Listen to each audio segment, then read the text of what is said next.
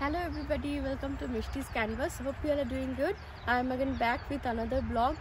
অনেক দিন পর ব্লগিং করছি, বেশ কয়েক মাস বলতে পারেন একটু বিরতি ছিল। বিশেষ কিছু নিজের কাজ একটুখানি নিজেরকেও একটুখানি তৈরি করছি, তো তাই জন্যে একটু ব্যস্তই আছি। তো তাই মাঝে একটু ব্লগটা আমার বন্ধই হয়ে গেছিলো। তো মাঝে পয়লা বৈশাখ গেছে, কিছুই ব্লগিং করতে পারিনি। আরও কিছু ছোটো সেলিব্রেশন, সেগুলো কিছুই করতে পারিনি।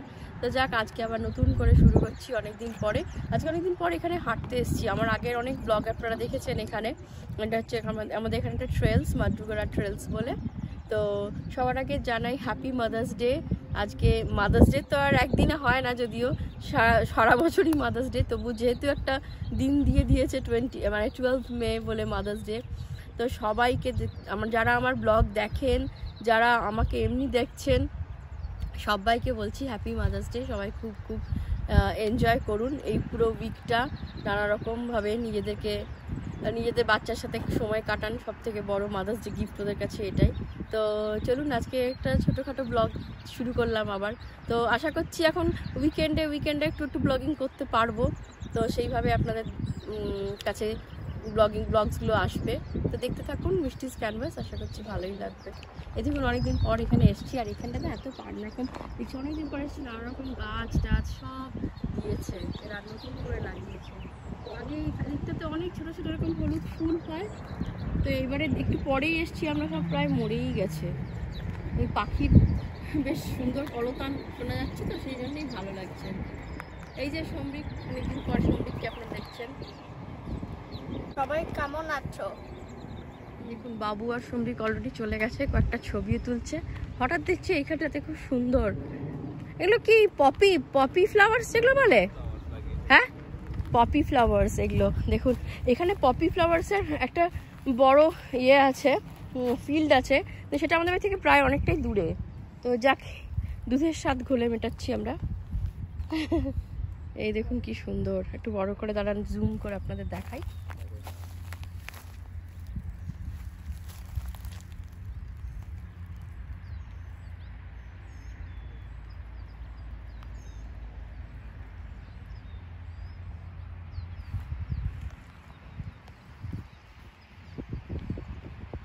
দারুণ লাগছে দেখতে, তাই না? এটা একদম নতুন, আমরা অনেকদিন পর এলাম বলছি, তাই ব্যস্ত হয়ে পড়েছি বলে না আজকাল আর খুব একটা বেরোনোও হয় না।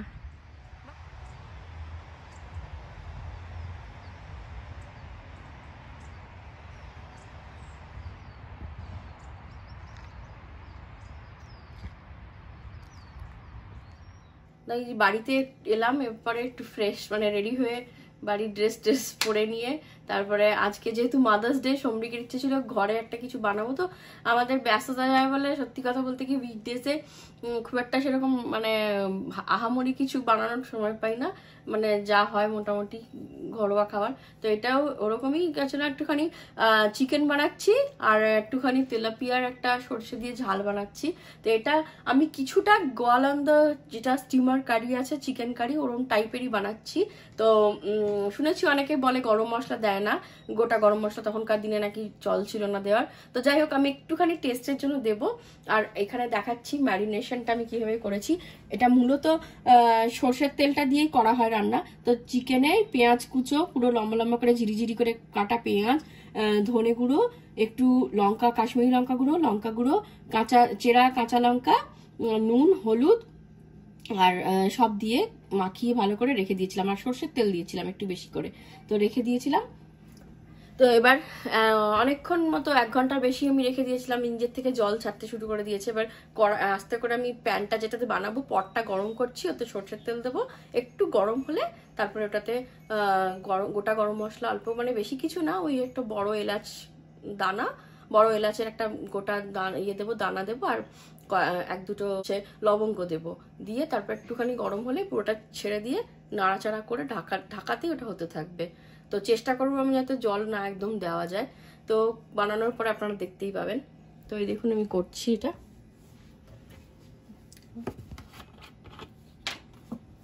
আগে সর্ষের তেলটা দিলাম, একটু বেশি করে দিলাম, কারণ যেহেতু এই সর্ষের তেলেরই যেটা ঝাঁজ, সেই ঝাঁজেই রান্নাটা হবে।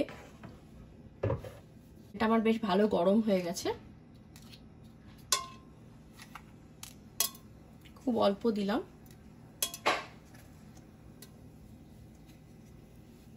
এবার এরকম ভাবে দেখুন চিকেনটা পুরো এরকম ভাবে তুলে এবার আস্তে আস্তে আমি এই দেখুন একটা সিজলিং আওয়াজ হচ্ছে, বুঝতেই পারছেন।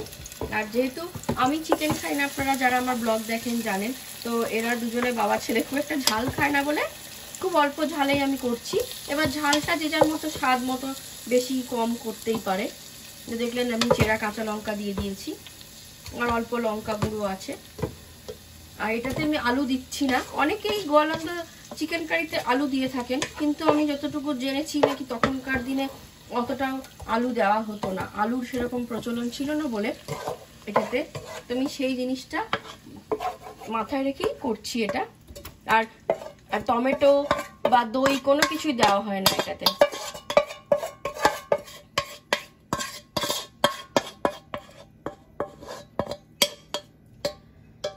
তো এবার গ্যাসের ফ্লেমটা হাই হচ্ছে, আর এখানে আমি একটা ঢাকা বসিয়ে দিচ্ছি, একটু নাড়াচাড়া করে দেবো ভালো করে। নুন ঝাল মশলা যা দেওয়ার দেওয়া হয়েছে, মশলা মূলত খুব একটা এতে লাগে না, একদম সিম্পল ইনগ্রিডিয়েন্টস যেরকম বললাম। আর আমি একটুখানি কাঁচা লঙ্কাগুলোকে এরকম করে হাত দিয়ে স্ম্যাশ করে দিচ্ছি, যেহেতু ঝালটা ঢুকবে ভেতরে এইভাবে।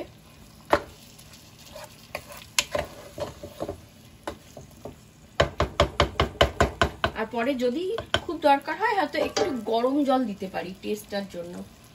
এই দেখুন আমি ঢাকনাটা খুলছি, তো একটু আমি গরম জল অ্যাড করেছি একটুখানি, মানে একটুখানি গ্রেভি গ্রেভি হলে ভালো লাগবে খেতে, তাই জন্যে।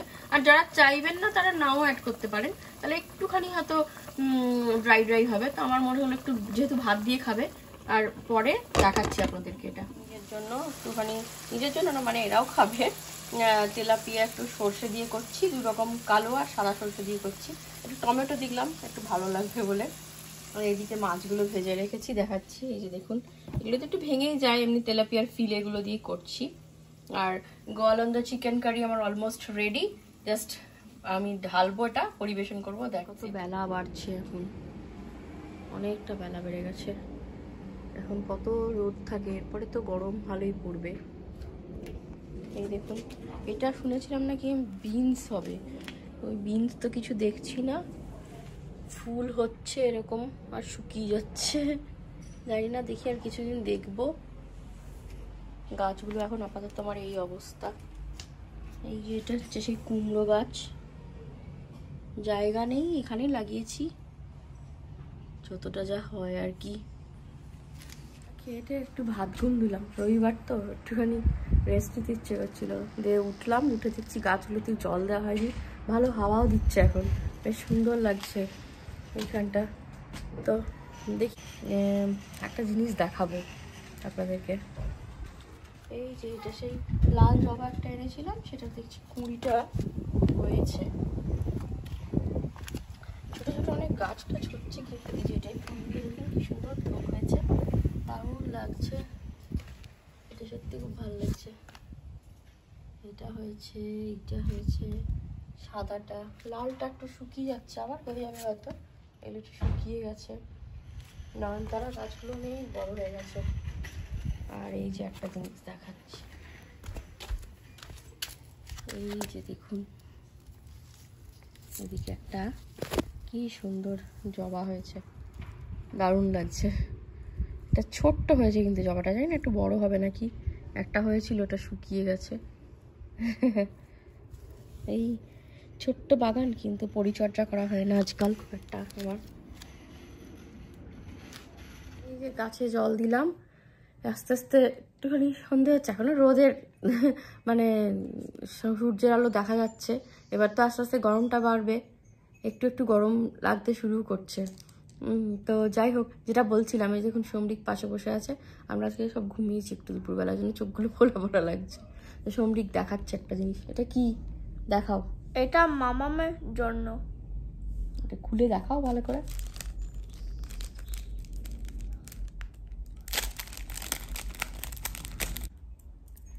এটা ইয়াররিংস। ওয়াও, এটা সমরিক আমাকে মাঝে সাথে গিফট করেছে।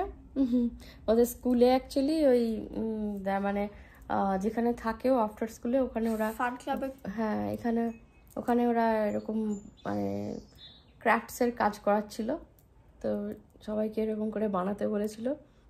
তো খুব সুন্দর, হয়তো কোনোদিন পরবো। দেখতে ভালো লেগেছে, বেশ পার্লসগুলো colourful. Thank you Samrik, you are welcome. ভালো হয়েছে এগুলো দেখতে। তো যাক, আজকে ব্লগটা এরকমই ছোট রাখলাম, তো আশা করছি আপনাদের ভালো লাগবে আমার এই ব্লগটা দেখতে থাকুন মিষ্টিস ক্যানভাস। জানি অনেক দিন দিতে পারিনি, মানে খুবই নিজেরও খারাপ লাগছে, সরি ফর দ্যাট, কিন্তু কিছু করার ছিল না, নিজে একটু ব্যস্তই ছিলাম নানান রকম কাজে। আশা করছি পরের সপ্তাহেও কিছু ব্লগস আপনাদের দিতে পারবো। Till then, spread happiness, spread joy, spread love, spread positivity. Thank you, thanks for watching, bye. Make sure you subscribe.